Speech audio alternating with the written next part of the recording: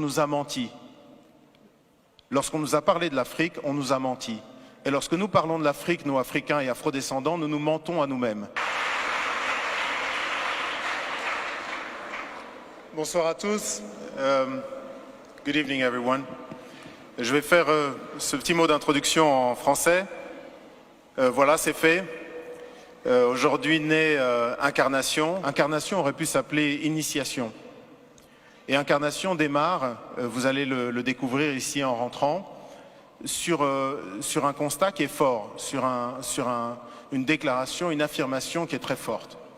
On a parlé à l'instant de cette carte renversée. En fait, les cartes pré-Mercator, beaucoup de cartes représentent l'Afrique avec le nord en bas et le sud en haut. C'est ce qu'on appelle un point de vue afrocentrique. Et effectivement, la Terre, c'est une sphère qui flotte dans l'univers.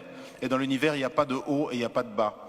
Et moi, je considère effectivement que ce n'est pas anodin le fait qu'on ait choisi que l'Europe soit en haut et l'Afrique soit en bas. Deuxièmement, Mercator, ce géographe de la Renaissance, a décidé, pour essayer de développer et aider les lignes maritimes, donc en faire des lignes droites, décidé de projeter ce qui est un globe en 2 dimensions sur une carte. C'est les cartes qu'on utilise toujours aujourd'hui.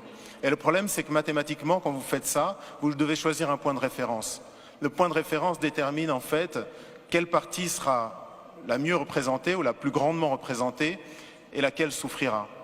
Et moi, j'ai appris, comme certainement vous tous ici, que l'Europe avait une proportion qui était presque comparable à l'Afrique, ou en tout cas une partie de l'Afrique.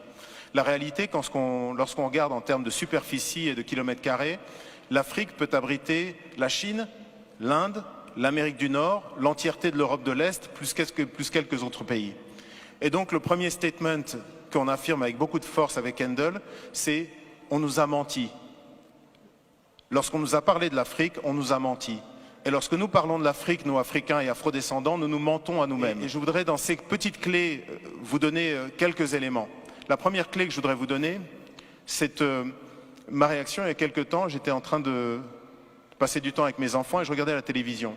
Et il y a une jeune artiste angolaise qui est brillante, qui est magnifique, une chanteuse magnifique, Perola, qui est quelqu'un qui a tellement de force, de caractère et de conscience, une immense artiste vraiment. Et elle montrait l'Angola, qui a été un pays qui a été détruit par la guerre, et elle est allée à Soyo, à l'embouchure du fleuve Congo.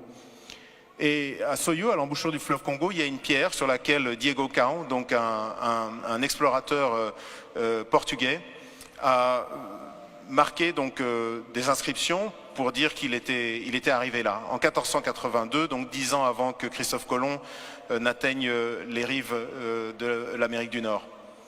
Et cette jeune chanteuse a dit en portugais, je vous le traduis en français, elle a dit voilà, 1482, Diego Cao arrive ici et c'est maintenant que commence notre histoire. Et j'ai sauté sur place, j'étais vraiment saisi en me disant mais comment est-ce que cette femme qui est une artiste tellement consciente, tellement belle, comment est-ce qu'elle peut penser que notre histoire a commencé le jour où un blanc a posé le regard sur un noir?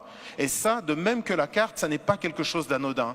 À un moment là où l'Afrique est obligée de se projeter dans le 21e siècle, à un moment là elle est toujours un réservoir de croissance pour le monde entier et d'enrichissement à part pour l'Afrique elle-même, je pense qu'il faut effectivement que nous, les Africains et les Afrodescendants, mais également, c'est un fait qui s'établit pour le monde entier, que nous arrivions à réfléchir sur à quel point nous sommes orphelins de l'Afrique.